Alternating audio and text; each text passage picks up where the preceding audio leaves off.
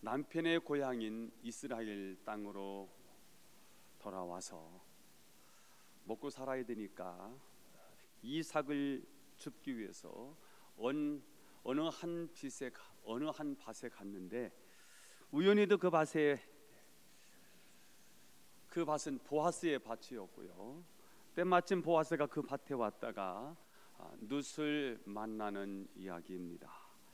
자, 그런데 오늘 보아스와 룻이 나누는 대화는 마치 아버지와 딸이 나누는 따뜻함이 있고 친밀함이 느껴지고요. 특히 보아스가 룻에게 베푸는 모습 속에서 하나님이 우리에게 대하시는 하나님의 모습이 느껴집니다.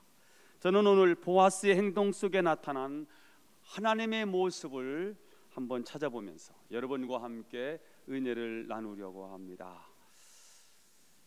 오늘 보아스는 룻을 챙기고 룻을 보살피고 룻에게 엄청난 은혜를 베풀어 주거든요. 이 모습을 보면서 이거는 하나님이 우리를 대하시는 모습이다. 두 가지를 찾아보았어요. 하나입니다. 보아스를 통해 나타난 하나님의 모습은 무엇일까? 그 위에 착착 안 돌아가네. 조건 없이 베푸시는 하나님의 사랑. 오늘 보아스의 행동을 통해서 오늘 본문이 우리에게 보여주는 하나님의 모습은 조건 없이 베풀어 주시는 하나님의 사랑을 발견하게 됩니다. 8절 말씀을 읽어보도록 하겠습니다. 시작. 보아스가 룻에게 이르되 내 딸아 들으라. 이삭을 주우러 다른 밭으로 가지 말며 여기서 떠나지 말고 나의 소녀들과 함께 있으라. 자, 오늘 보아스가 룻에게 룻을 향해서 내 딸아 이렇게 부르고 있습니다. 보아스는 룻을 이방 여인으로 취급하지 아니하고 자기 친딸처럼 대해 주었고요, 가족으로 신앙 공동체로 받아주고 있습니다. 그리고 다른 밭에 가서 이삭을 줍지 말고 여기서 주어라, 내 밭에 주어라. 왜냐하면 자신의 밭에서만 주어도 충분한 양식을 거둘 테니 걱정하지 말고 여기서 이삭을 주라고 말을 합니다. 우리는 이 보아스의 모습에서 조건 없이 베풀어 주시는 하나님의 사랑을 발견합니다. 9절 말씀을 또 읽어보도록 하겠습니다. 9절 말씀, 9절 시작.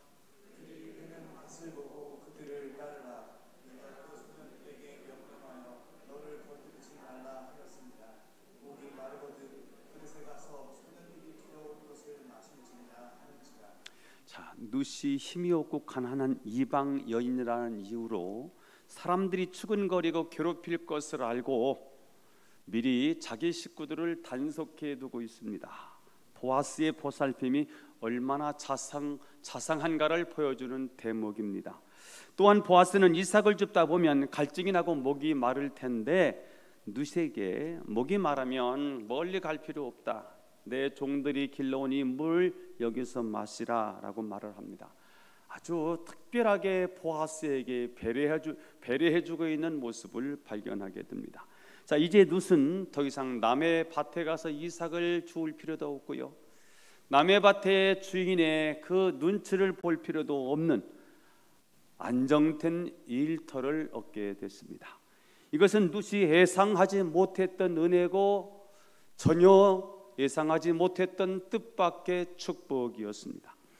사실은 룻이 그럴 만한 일을 한 일은 아무것도 없습니다. 오늘 보아스와 룻의 만남은 예전에 만났던 만남이 아니에요.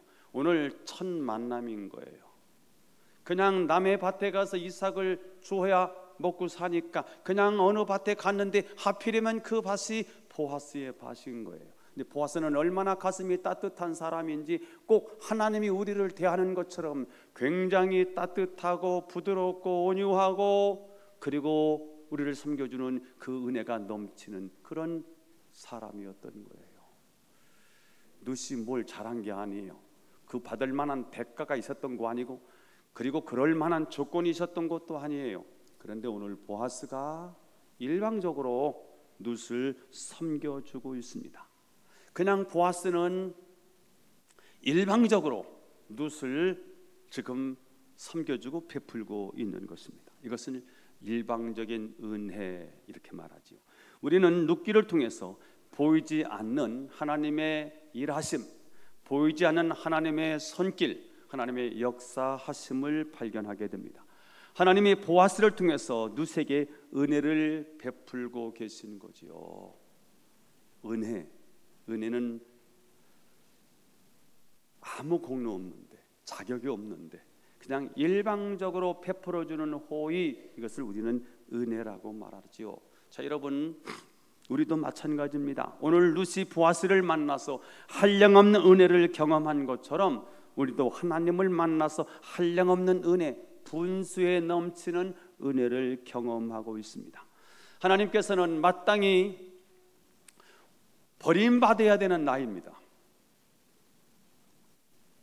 그런 나를 하나님이 사랑하셔서 하나님의 자녀로 삼아 주셨습니다.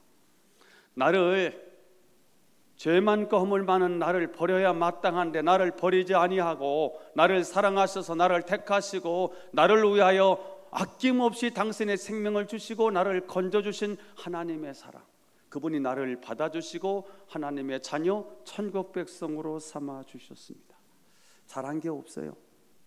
그런데 나를 받아주시고 나를 용납해 주셨습니다. 은혜입니다. 웬 사랑인가요? 감격할 수밖에 없지요. 사실은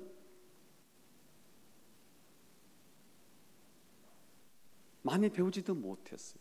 세상에 나가면 그렇게 인정받지도 못해요. 도덕성도 많이 떨어져요. 그런 나를 하나님이 뭐라고 이렇게 택하셔서 하나님의 자녀로 삼아 주셨을까? 교회 밖에는 더 인격적인 사람이 더 많고요, 많이 배운 사람이 교회 밖에 많고요, 더 윤리적이고 사람들이 볼 때 교양이 넘치는 사람들이 교회 밖에 더 많아요. 그런데 그들을 내비두고 왜 나 같은 사람을 택하셔서 하나님의 자녀로 삼아 주셨을까 생각하면 너무 감사한 거죠. 그 크신 하나님의 사랑 말로 다 형용할 수 없습니다. 하나님의 크신 사랑 측량 다 못하네. 영원히 변치 않은 사랑 성도여 찬양하세. 그렇습니다.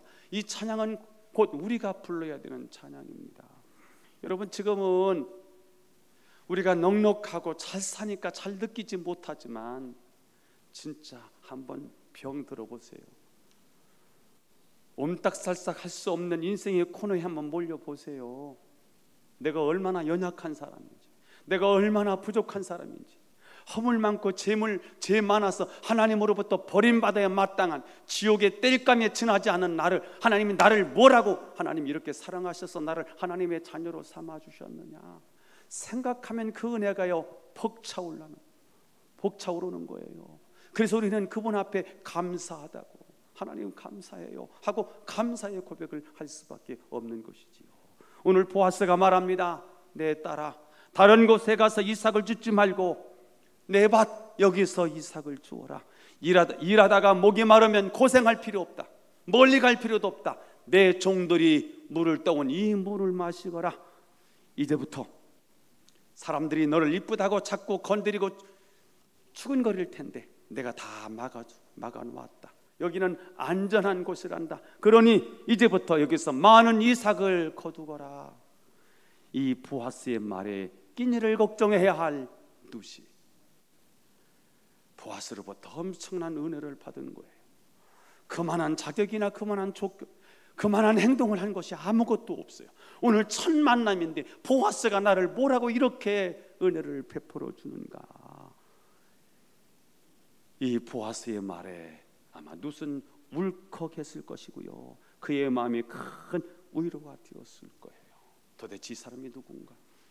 오늘 처음 만났는데 이 사람이 나에게 왜 이런 은혜를 베풀어 주는가? 내가 뭐라고 이렇게 나에게 자비를 베풀어 주는가? 나중에 알고 보니까 이 사람이 기업 물을 짠 거예요. 이 사람 박살난 인생을 회복시켜 줄 수 있는 사람인 거예요. 박살난 가정을 새롭게 회복하고 새로운 출발을 할 수 있도록 해줄 수 있는 이 동네의 가장 유력한 자가 바로 이 보아스였던 거예요. 친척이 아니면 기업을 물을 수가 없어요. 고헬이라는 제도인데요, 이 집안에 아이를 못 낳아서 그 아이를 낳기 위해서요, 형이 죽으면 동생이 그 형수에게 가서 아이를 낳아야 되는 이 고헬이라는 제도가 있는데, 이 고헬을 채워줄 수 있는 유일한 사람이 누구냐면 바로 이 보아스라는 사람이었던 거예요. 보아스가 의도적으로 한 게 아니에요. 보아스는 그냥 그렇게 감동에 대해서 그렇게 했을 뿐이에요. 이런 보아스의 은혜에 대해서 룻은 당연한 것으로 여기지 않았습니다. 10절 말씀을 읽어보겠습니다. 시작. 룻이 어디서 얼굴을 땅에 대고 절하며 그에게 이르되 나는 이방 여인이거든 당신이 어찌하여 내게 은혜를 베푸시며 나를 돌보시나이까 하니. 룻은 엎드려 얼굴을 땅에 대고 보아스에게 절을 합니다. 이것은 최고의 감사의 표현, 최고의 존경의 표현입니다. 받을 자격이 없는 이방 여자에게 이런 측량할 수 없는 은혜를 베풀어 주심에 대한 진정한 감사를 하고 있는 것입니다. 우리는 누군가의 호의에 대해서 너무 당연하게 생각할 때가 많습니다. 여러분, 이 땅에 당연한 것은 하나도 없어요. 다 감사할 일입니다. 부모님이 베풀어 주신 사랑, 내려오는 건 당연하다고 생각해요. 운물이 아랫물로 내려오지요. 이게 당연하다고 생각하는 거예요. 그러나 여러분, 누군가가 희생했기 때문에 오는 거예요. 우리가 이렇게 편안한 의자에 앉아서 예배를 드릴 수 있는 거예요. 이거 누군가가 희생한 거예요. 누군가가 헌신한 거예요. 당연한 건 아무것도 없어요. 제 친구가 초등학교, 중학교 정말 둘도 없는 친구예요. 단짝이었어요. 이 친구가 공부를 잘했어요. 그래서 성균관대학 나오고요, 기아자동차에 취직을 해서 이번 10월 때 은퇴를 한대요.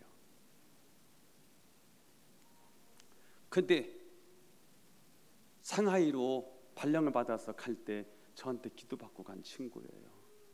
교회를 안 다니다가 늦게 예수를 믿다가요, 그냥 이렇게 신앙생활하는데 그래도 하나님의 살아계심을 알게 되면서 기도받고 상하이에 가서 일을 하다가 이제 한국에 돌아왔어요. 10몇 년 만에 통화가 된 거예요. 제가 카톡에 뭘 하나 올렸더니 이 친구가 제 모습을 보고 연락이 왔어요.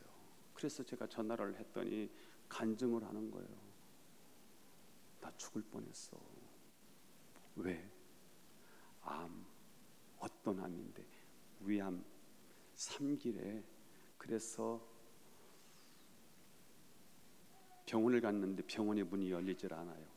그러다 간신히 아산병원에 입원을 해서요, 수술을 하는데 배를 열었는데요, 위만 문제가 아닌 거예요. 다 번져버린 거예요. 췌장까지 간 거예요.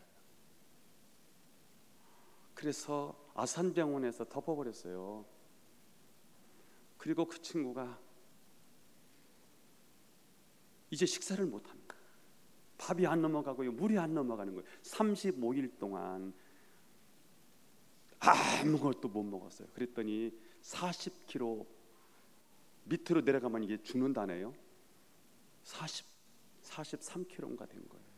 그러면서 35일째 되는 날, 이 밤에 이 친구가 예수님은 40일 금식 기도하시고 모세도 40일 금식 기도했다는데 나는 5일 남았구나. 5일 동안 하나님의 생명을 살려주시고 5일 후에는 내 생명을 걷어가시겠구나 생각을 하고요, 이제는 안 되겠다, 유언을 해야 되겠다 해서 유언을 작성하고요, 유언장을 작성을 하고, 그리고 자기 재산 어떻게 해야 될 때 딸 둘이 아직 시집을 못 갔는데 그 딸들에게 어떻게 해야지고 통장 번호 알려주고 이 처리를 하고 하나님 부름을 받아야 되겠다. 그래서 하나님 앞에 매달린 거예요. 하나님 좀 살려주십시오. 그렇게 하나님께 매달리고 매달리는 가운데 하나님이 오신 거예요. 하나님의 그 친구가 표현이에요. 하나님의 생기가 자기가 확 들어왔다는 거예요. 그리고는 그 다음 날 병원에 가서 다시 막 마지막 체크를 하는데 저녁에 대해서요 먹고 싶더라는 거예요. 좀 음식 좀 가져라. 그랬더니 미움부터 먹어야 된다고 해서 미움 먹기 시작하면서요 이제 밥을 먹고요, 밥을 먹기 시작하면서 이제 건강이 회복이 된 거예요. 그래서 내가 야, 너 간증 다녀야 되겠어. 너 진짜 하나님이 특별히 너를 살려주셨구나. 하나님의 생기가 자기를 들어와서 자기를 하는데요, 그러면서 설사를 20번을 했대요. 자기 있는 모든 것을 다 내려가게 한 거예요. 그러면서 하나님이 살려주셨는데 11월 17일 날 저 만나러 오겠다고, 못다한 간증은 그때 다 하게 되더라고요. 그러면서 이 친구가 돈도 그래도 많이 벌고요, 올라갈 대로 다 올라갔어요. 이제 만 60세에 은퇴를 하는데 이 친구가 65년생으로 되어 있더라고요. 그래서 올해 10월에 은퇴래요. 벌써 은퇴를 했네. 그러니까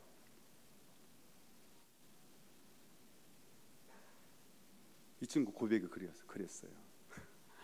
이 병을 얻어보니까 아무것도 아니더라는 거예요. 그래서 둘이 나눈 얘기예요. 너 공부 잘했잖아. 야, 그거 아무 필요 없어. 내가 죽음 앞에 가봤잖아. 죽음 앞에 갔더니 아무것도 소용이 없어. 다 놓고 가야 된다는 사실을 알았어. 이 고백을 하는 거예요.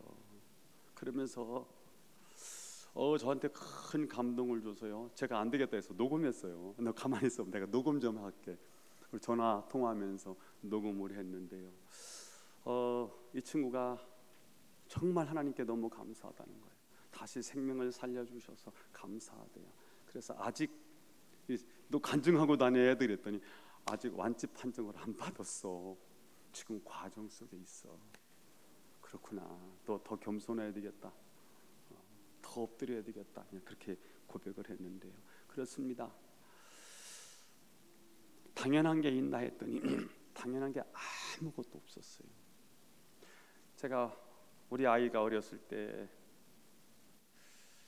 제가 어느 친구를 만나러 갔는데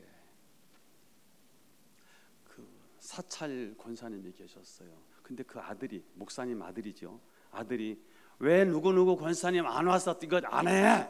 이러는 거예요.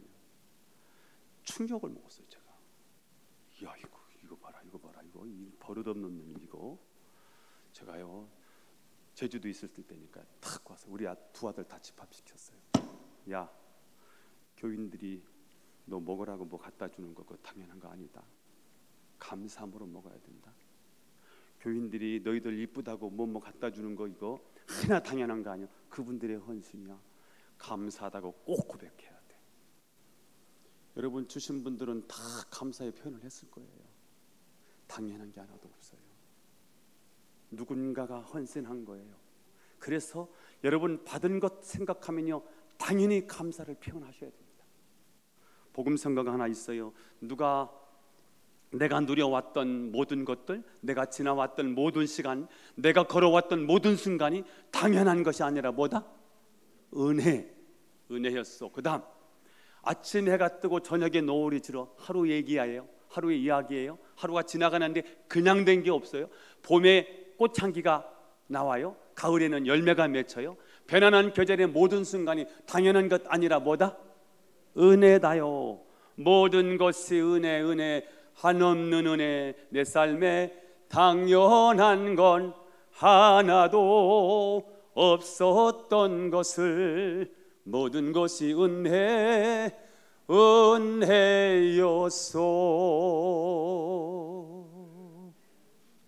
오늘 룻은 보아스로부터 한량없는 은혜와 분에 넘치는 사랑을 받았습니다.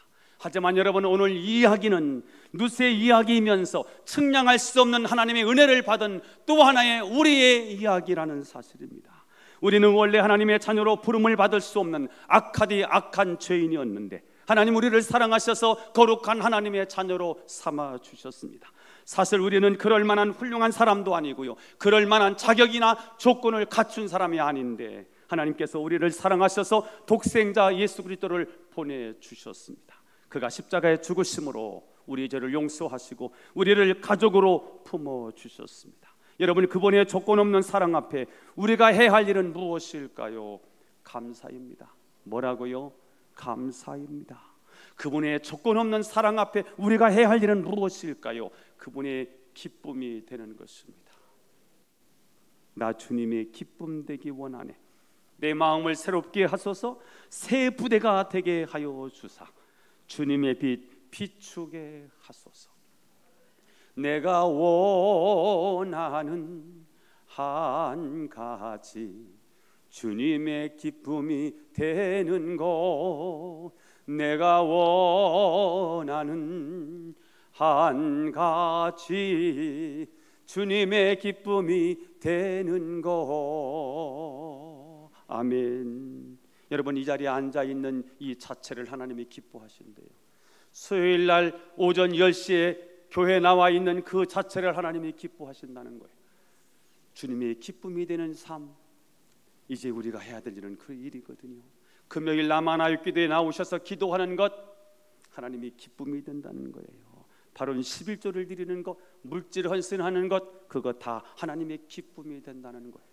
내가 구원받고 하나님의 자녀가 되어서 하나님의 품에 안겨서 이제 영원한 영생을 누리게 된 하나님의 자녀로서 우리가 이 땅에 사는데 어떻게 살면 좋을까요? 주님의 기쁨이 되는 인생, 그런 인생을 살게 되기를 주 예수 이름으로 축원합니다. 아멘. 두 번째, 보아스를 통해 나타난 하나님의 모습은 무엇일까? 풍성하게 보답해 주시는 하나님, 풍성하게 보상해 주시는 하나님. 룻은 보아스의 조건 없는 사랑 앞에서 너무너무 감격해서 이렇게 물었습니다. 나는 이방 사람인데 어째서 나에게 이렇게 큰 은혜를 베풀어 주십니까? 어째서 나에게 이런 은혜를 베풀어 주십니까? 그랬더니 보아스가 이렇게 대답합니다. 11절이에요. 시작. 보아스가 그에게 대답하여 이르되 내 남편이 죽으도록 내가 시어머니에게 행한 모든 것과 내 부모와 고국을 떠나 전에 알지 못하던 백성에게로 온 일이 내게 분명히 알려졌느니라. 자, 보아스는 룻이 남편이 죽은 후에 그 홀시어머니를 향한 헌신, 그가 얼마나 헌신을 했는지를 이미 알고 있고요. 또한 아무도 알아주지 않는 것, 무엇도 보장된 것이 없는 그 베들레헴 땅으로, 무엇 때문에? 신앙 때문에, 하나님 때문에 낯선 땅 이스라엘로 돌아온 것도 다 알고 있었습니다. 그래서 보아스는 룻에게 큰 감동을 받고요, 그를 격하게 축복하는 것입니다. 하나님의 대리인이 된 거예요. 하나님의 제사장이 되어서 지금 룻의 삶을, 룻의 헌신을, 룻이 시어머니를 향한 그 헌신을, 부모 공양을 기억하고 격하게 축복을 하고 있는 것입니다. 12절이에요. 그의 축복이 나와 있어요. 시작. 여호와께서 내가 행한 일에 보답하시기를 원하며 이스라엘의 하나님 여호와께서 그의 날개 아래에 보호를 받으러 온 내게 온전한 상 주시기를 원하노라 하는지라. 하나님께서는 시어머니를 위한 롯의 헌신과 그의 신앙의 결단을 인정하시고 넉넉하게 보상해 주실 것이라는 겁니다. 보아스는 룻에게, 룻은 보아스 사람, 모압 사람이거든요. 모압의 신 그모스가 아니라 이스라엘의 하나님 전능하신 여호와께서 너의 헌신을, 너의 수고를 다 갚아 주실 것이다. 또한 내가 하나님의 날개 아래 보호를 받으러 왔으니 전능하신 하나님이 내게 넉넉히 갚아 주실 것이다 라고 축복하고 있습니다. 여러분 꼭 기억하십시오. 사람들은 몰라도 하나님은 다 아십니다. 사람들은 기억하지 못하지만 하나님은 다 기억하십니다. 사람들은 여러분의 헌신을 몰라줘도 하나님은 다 알아주십니다. 여러분이 없는 중에 하나님 앞에 드리는 헌신, 없는 중에 하나님 앞에 드리는 헌금, 아무것도 내가 가진 것이 없지만 하나님 앞에 드리는 여러분의 충성을 하나님 다 아시고 넉넉히 갚아 주실 줄로 믿습니다. 여러분, 소망을 사람에게 두지 마시고요, 넉넉히 갚아주시는 하나님께 여러분의 삶의 소망을 두시기를 바랍니다. 사람은 변질돼요. 사람은 상황이 바뀌면 입장이 바뀌고요, 입장이 바뀌어놓으면 옛날 그렇게 칭찬했던 사람도 미움이 되고요, 사람이 얼마나 간사한지 몰라요. 여러분, 변질되고 변화되는 그런 인생에, 우리 인생에 소망을 두어서는 안 돼요. 바다에서 항해하는 이 고기 잡는 사람들이요, 밤중에요 찾아오는데 왔다 갔다 움직이는 이 별에 초점을 두지 아니하고요, 움직이지 않는 북극성을 바라보면서요, 그들이 방향을 잡는 것처럼 우리 인생의 주인이 바로 주님이신데, 여러분의 삶의 중심을, 여러분의 삶의 소망을 예수님께, 저와 여러분이 하나님께 소망을 두실 수 있기를 축복합니다. 시편 43편 5절 말씀을 읽어보겠습니다. 시작. 내 영혼아, 내가 어찌하여 낙심하며 어찌하여 내 속에서 불안해하느냐. 너는 하나님께 소망을 두라.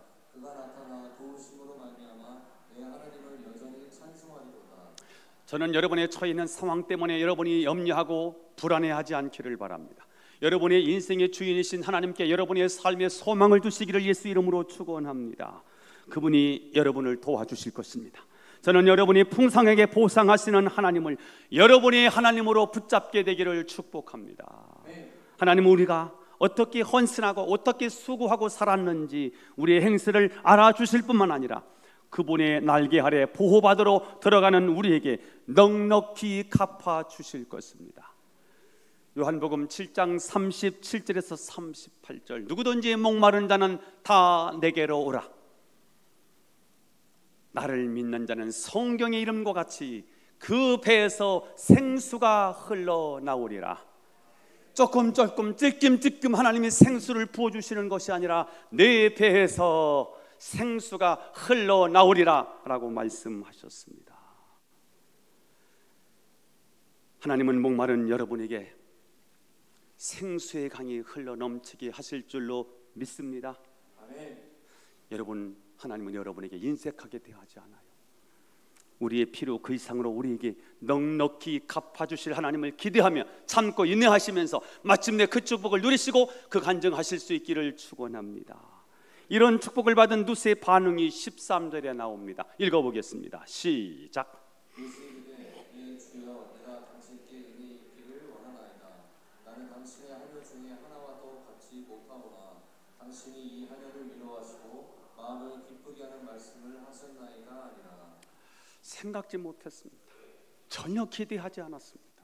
그냥 배가 고파서 먹으려고 추수한 밭에 가서 이삭을 죽으러 갔을 뿐입니다.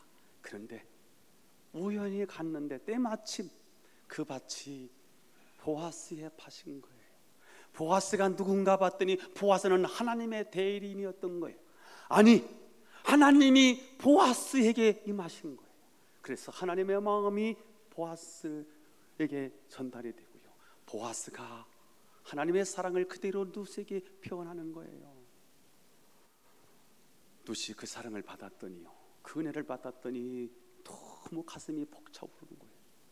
주체할 수 없는 이 감동, 이 감격을요, 그래서 그는 입술로 표현을 하는 거예요. 루시 이르되 내 주여, 내가 당신께 은혜 입기를 원하나이다. 여러분, 은혜를 주면 은혜를 받으면 되거든요. 그런데 체면 때문에 그 은혜를 못 받아. 내가 지금까지 내 중심이 있었고 내 철학이 있었는데 이것을 뭉개고 어떻게 새로운 철학을, 새로운 사상을 받아들일 수 있어? 그래서 하나님의 은혜를 거부하는 사람이 있어요. 그래도 내가 채통이 있지. 여러분, 자존심 내려놓고요, 채통 다 내려놓고요, 지금까지 어떻게 살아왔는지 다 내려놓고요, 새로운 은혜, 하나님의 축복, 하나님의 복을 받게 되기를 축복합니다. 오늘 이 엄청난 은혜를 받은 이 누시 감사를 표현하고 있네요. 호의, 이 보아스의 호의에 대해서 깊은 감사를 표현하고 있어요. 입술로요. 여러분, 노는 이 입에요, 그냥 긍정의 말을 해주고요, 칭찬의 말을 해주고요, 따뜻하게 격려해주면 이 사람이 살아난다는 거 아닙니까? 오늘 누시요, 너무 감사해서 입술로 표현해요. 뭐라고요? 감사해요. 이 은혜를 내가 어떻게 갚아야 돼요? 감사는 뭐냐? 감사는 표현입니다. 따라서 해보겠습니다. 감사는 표현이다. 감사는 표현으로 완성된다. 누가복음 19장에는 예수님께서 10명의 나 환자를 고쳐주신 이야기가 나와요. 10명의 나 환자가 병고침을 받았는데 그 중에 딱 한 사람만이 예수님께 되돌아와서 감사를 표현합니다. 그때 예수님이 굉장히 섭섭하셨지요. 이렇게 말씀하세요. 그 9은 어디 있느냐? 무슨 말씀인가요? 감사는 표현해야 된다는 것입니다. 그러면 9명은 왜 감사를 표현하지 않았을까? 이 본문을 읽으면서 제가 이렇게 생각을 해보았어요. 9명도 찾아가지 않았지.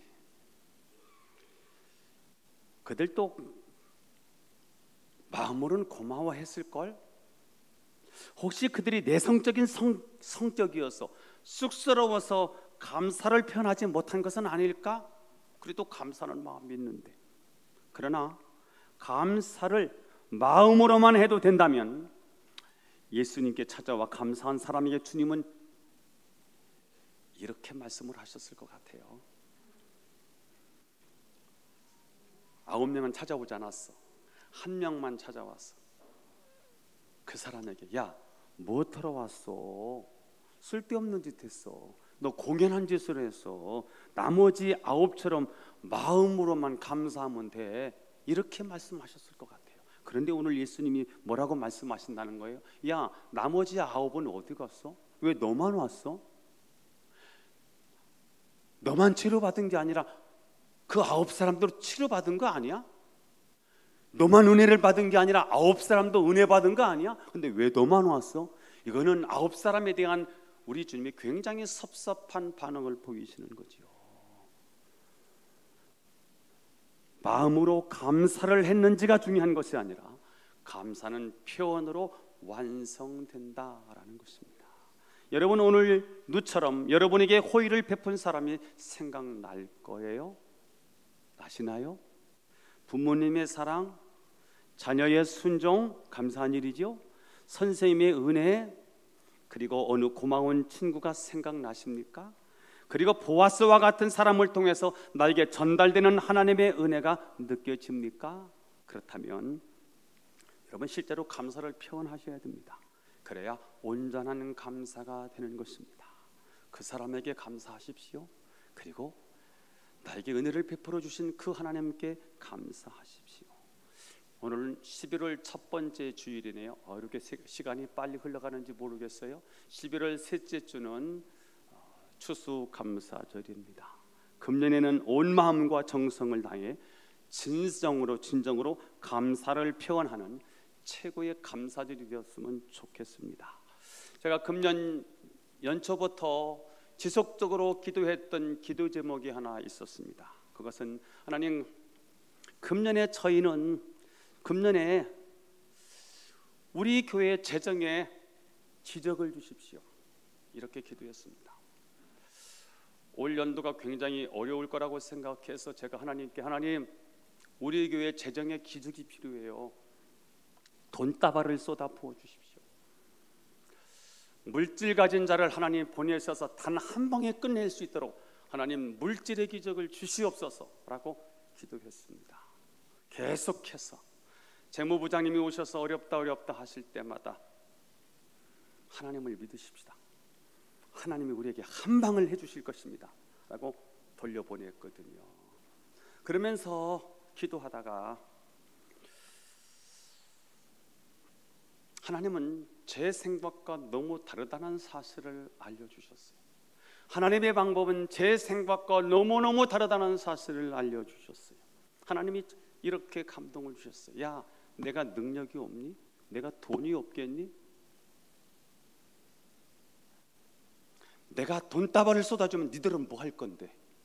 왜 니들은 아무것도 안 해? 너희들이 기적을 만들어내지 않아? 하나님이 우리에게 우리 교회에 뭘 요구하셨냐면 헌신을 요구하셨어요. 그러면서 하나님이 이런 감동을 주셔서 오병이어 기적 사건을 묵상하게 됐습니다. 오전부터 시작된 집회에 저녁까지 이어졌는데 다 쫄쫄 굶어요. 시장기가 있는데 예수님이 너무 불쌍하고 너무 안타까운 거예요. 이 모자람, 이들의 경제적인 문제를 예수님이 푸셔야 되겠어요. 이게 하나님의 마음이었어요. 민망하셨어요. 이들을 불쌍히 여기셨어요. 그래서 제자들에게 말했어요. 야, 먹을 것을 좀 가져와 봐. 없어요. 아, 그래도 한번 찾아봐 했더니 어린 나이에 도시락 하나를 가져왔어요. 그게 떡 5덩어리와 물고기 2마리였어요. 이걸 가지고 뭐 하겠습니까? 현실은 5천 명이 굶고 있습니다. 남녀노소 합하면 2만 명이 굶고 있습니다. 경제적으로 천문학적인 그런 엄청난 경제적인 필요가 그들에게 현실이 되었습니다. 오병이어는 아무것도 아닙니다. 그런데 오늘 예수님께서 제자들에게 오병이어를 가져라는 거예요. 여러분, 이거 없으면 오병이어 없으면 오병이어 기적이 없나요? 우리 주님이 오병이어 없어도요, 오병이어로 5천 명을 먹일 정도의 능력이라면, 그 정도의 실력이라면 오병이어는 있으나 마나입니다. 그런데도 불구하고 왜 하나님은 그 오병이어를 가져게 하셨을까? 너희들의 헌신이 기적의 재료라는 거예요. 여러분, 오늘 제가 담대하게 이렇게 선포하는 이유는요, 여러분들이 좀 제발 물질의 복을 받았으면 좋겠다는 간절한 마음이 저에게 있기 때문에 그렇습니다. 성도들로 하여금 기적의 주인공으로 만들으라고 말씀을 하셨어요. 여러분이 기적의 주인공이 되었으면 좋겠습니다. 들음으로 받는 하나님의 축복을 성도들 하여금 경험하게 하라. 여러분, 하나님 앞에 인색하지 마십시오. 하나님이 여러분을 인색하지 않게 하시거든요. 오늘 제가 처음으로 이야기를 하는 이유는 앞으로 경제적으로 더 어려울 거예요. 여러분들의 삶이 앞으로 대한민국이 점점 더 어려워질 수 있어요. 그러나 물질을 극복하셔야 되거든요. 물질에서 반드시 승리하셔야 되거든요. 여러분의 가정마다요, 사방에서 물질의 물줄기가 쏟아져야 되거든요. 이걸 경험할 수 있었으면 좋겠어요. 여러분, 제가 다른 얘기를 하려는 게 아니에요. 여러분들이 복을 받았으면 좋겠고요, 여러분이 하나님이 주신 하나님의 기적을 체험하는 주인공이 되었으면 좋겠어요. 다다음 주가 추수감사절인데 1년에요. 그래서 제가 이 하나님의 음성을 듣고 제가 집에 가서 여보, 하나님이 이렇게 말씀하셔서 이번에는 추수감사절을 갑절로 했으면 좋겠어. 제가 이 물질에 큰 감동이 돼서 추수감사절 날 제가 100만 원 헌금을 했거든요. 언제부터냐면 제주도 있을 때부터 계속해서 추수감사절 100만 원 했는데, 여보, 이번에는 갑절로 하나님이 하래. 그래서 집사람한테 여보, 200만 원 당신 이번에 추수감사절 해야 돼. 집사람이 그냥 아멘 해 주었어요. 여러분, 제가 오늘 여러분들에게 자칫 잘못하면 여러분이 시험이 되는데, 시험이 드는 사람 한 사람도 없었으면 좋겠어요. 그리고 감동이 안 하거든 하지 마. 그리고 물질 얘기 서로 얘기 나누지도 마. 아예 여기서요, 여러분이 감동이 되는 대로 하셔야지. 이걸 가지고 이렇게 저렇게 서로 얘기하다 보면 굉장히 오해거립니다. 저는 중심은 뭐냐면, 여러분 물질 문제를 해결하셔야 돼요.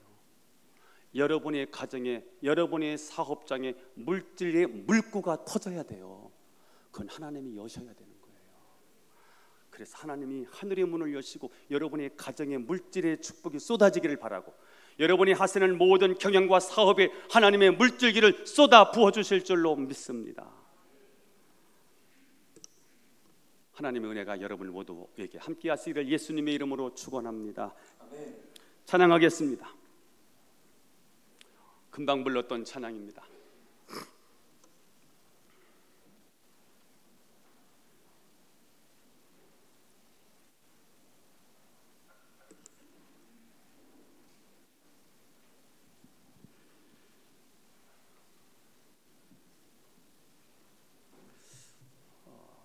고백하는 마음으로, 나의 신앙 고백을 하는 마음으로 같이 불렀으면 좋겠습니다. 앞에서 기도하고 여러분 같이 부르는 겁니다.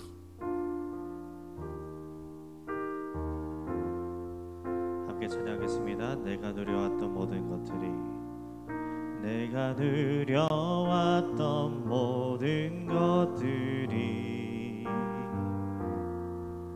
내가 지나왔던 모든 시간이, 내가 걸어왔던 모든 순간이 당연한 것 아니라 은혜였소.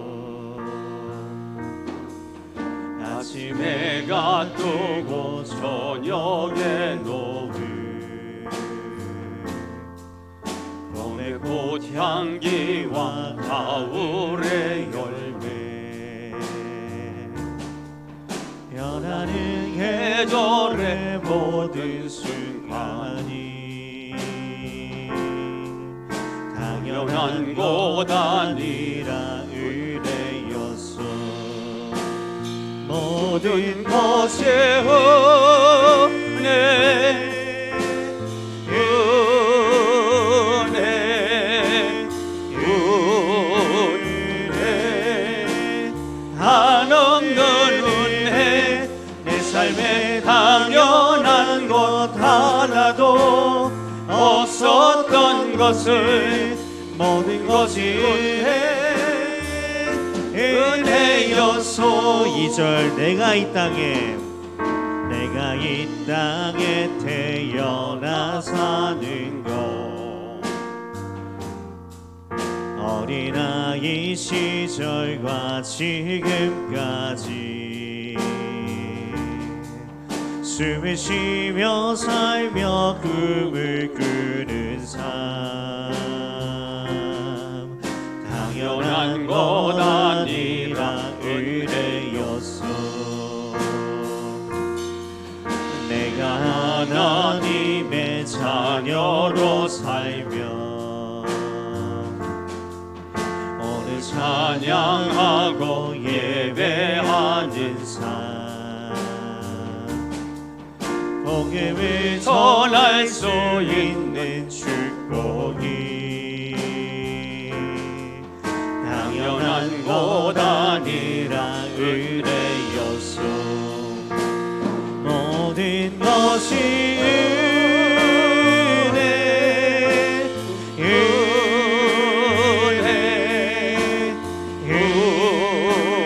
은혜, 한없는 은혜. 내 삶에 당연한 것 하나도 없었던 것을, 모든 것이 은혜, 은혜, 모든 것이, 모든 것이 은혜, 은혜, 은혜, 한없는 은혜. 내 삶에 당연한 것 하나도 없었던 것을, 모든 것이 은혜였소. 오늘 말씀을 기억하면서 두 가지 기도 제목, 조건 없이 베푸신 하나님의 사랑에 감사함으로 살게 하옵소서.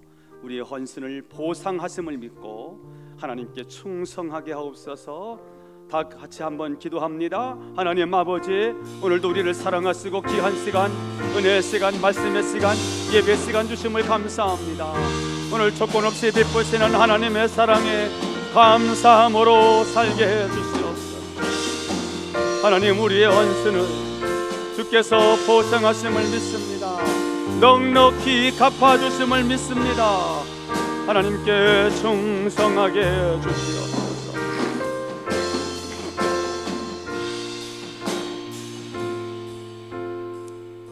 하나님 아버지, 조건 없이 베푸시는 하나님의 그 크신 사랑을 감사하며 살게 하옵소서.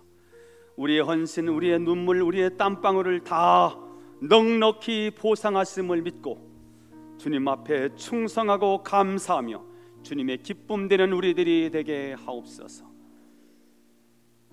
주님의 의는 영원한 의요 주님의 율법은 견고한 진리임을 고백합니다. 이 시간 우리에게 베푸신 주님의 은혜와 평강에 감사하며 예물을 드립니다. 텅 빈 형식과 헛된 마음으로 드리는 예물이 아니라 마음을 돌이켜 참된 감사의 제사를 드리오니 주여 기쁘게 흠양하여 주옵소서. 주님 나라 위하여 아름답게 쓰여지게 하시고 손길에 하나님 은혜와 복을 주시고 형통의 복을 주옵소서. 축복하며 예수님의 이름으로 기도하옵나이다.